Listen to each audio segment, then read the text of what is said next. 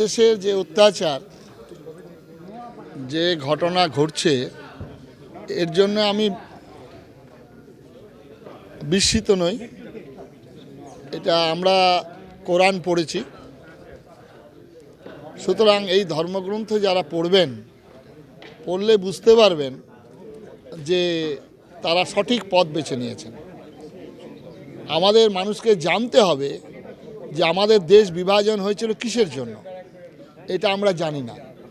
আমাদের দেশটা বিভাজন হয়েছিল কোনো নেতা নেত্রীর জন্য হয়নি, হয়েছিল আরবে একটি এমন ধর্মগ্রন্থ যে ধর্মগ্রন্থে বিশ্বাসী অবিশ্বাসী বলে আছে, এবং যে ধর্মগ্রন্থের অনুসারী যারা বলেন রক্তে আমাদের মূর্তি ভাঙার রক্ত, সুতরাং তারা আমাদের সঙ্গে থাকতে পারবে না যারা মূর্তি পূজক।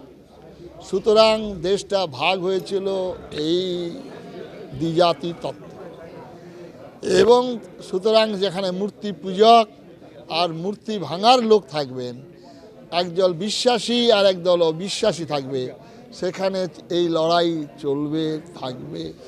এবং 1947 সালে যে ঘটনা ঘটেছে, তারপরে 55, তারপরে 60, তারপরে 65, তারপরে 71, তারপরে চলতেই থাকবে।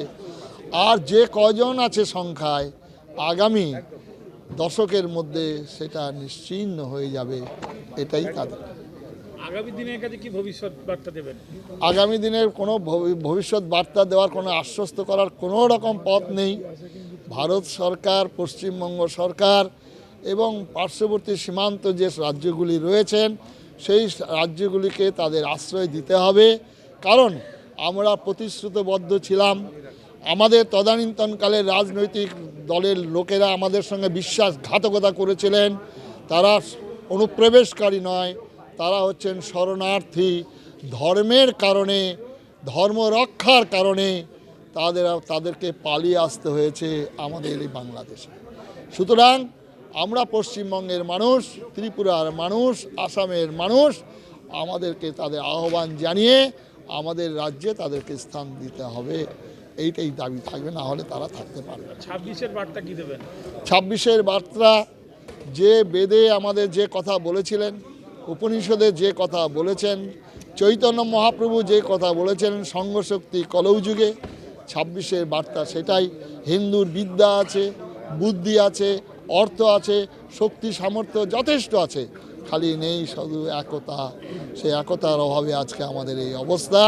তাই আগামী 26 সালে আমরা একতাবদ্ধ হয়ে, হুমায়ুন কবির আমাদের সচেতন করে দিয়েছেন যে পান্তা ভাত খেয়ে হিন্দুরা ভোটের দিনে ঘুমোয়, আর আমাদের ছেলেরা মুড়ি ঘুগনি খেয়ে 100% ভোট দেয়।